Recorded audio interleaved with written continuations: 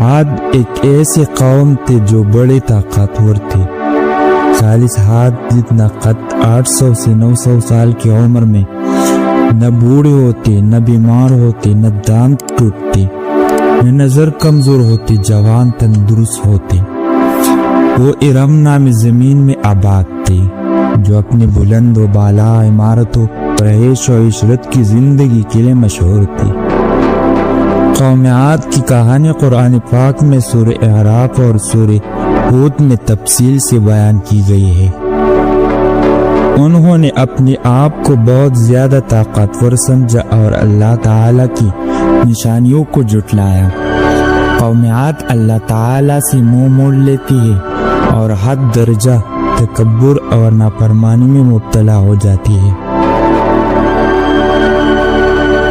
وہ حضرت ہود علیہ السلام کی ہدایت کو ٹکرا کر دیتی ہے، جنہیں انہیں سیدھے راستے کی طرف لانے کے لیے بھیجا گیا تھا۔ انہوں نے اللہ کی دعوت دی، اللہ کے پکڑ سے ڈرایا، مگر وہ بولے، اے ہود، ہمارے خداؤں نے تیری عقل خراب کر دی ہے، ہمیں نہ ڈرا، ہمیں نہ ٹوک، تیرے کہنے پر کیا ہم اپنے باپ دادا کے چال چلن چھوڑ دے گی؟ عقل خراب ہو گئی تیری۔ انہوں نے شرک، ظلم اور گناہوں کی طوفان سے اللہ کو للکار، تکبر اور غرور میں مست بولی۔ اب قوم عاد نے تو بے وجہ زمین میں سرکشی شروع کر دی اور کہنے لگی، ہم سے زورور کون ہے؟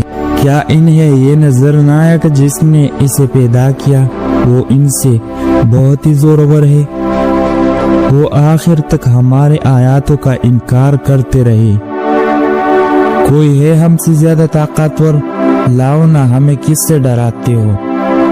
اللہ نے قحط بھیجا، بھوک لگی، سارا غلق آ گئی، مال مویشی کھا گئی، حرام پر آ گئی، چوہی بلی کتے کھا گئی، سانپ کھا گئی، درخت گرا کر اس کے پتے کھا گئی، مگر بھوک نہ مٹی، نہ بارش ہوئی، نہ قطرہ گرا، نہ غلہ آ گیا۔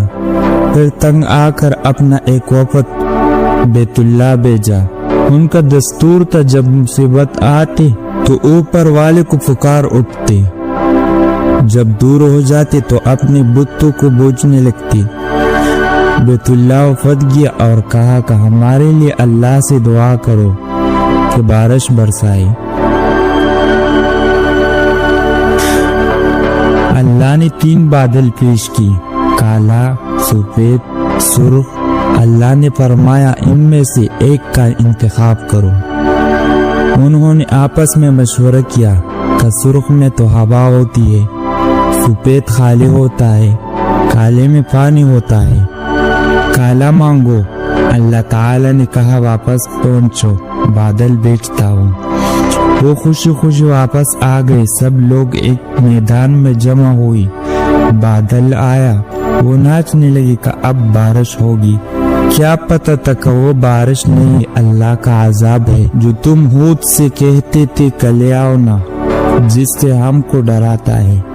ان بادلوں میں اتنا تیز طوفان تھا کہ گھوڑے اور اونٹ جیسے بڑی جانور بھی اس میں اڑا کر ایک جگہ سے دوسری جگہ جا گرتے تھے۔ یہ طوفان کئی دنوں تک چلتا رہا اور اس دوران میں زمین پر ریت کا ایک سمندر سا اٹھ گیا جس نے سب کچھ اپنے لپیٹ میں لے لیا۔ اس طوفان نے قوم عاد کی تمام مکانات، کھیت، باغ اور جانوروں کو تباہ کر دیا۔ صرف چند لوگ ہی اس آزمائش سے بچ سکے۔ قوم عاد اللہ تعالی کی اطاعت نہیں کرتے تھے اور بتوں کی پوجا کرتے تھے، اس لیے اللہ تعالی نے ان پر یہ عذاب نازل کیا۔ اور پھر اللہ نے فرمایا، حل تری من باقیہ، کیا کوئی باقی بچا ہے؟ جب تم اللہ کی، اس کے رسول کی نافرمانی کرو گی، اللہ تم پر ایسی جگہ سے عذاب بھیجے گا جہاں سے گمان بھی نہیں ہوگا۔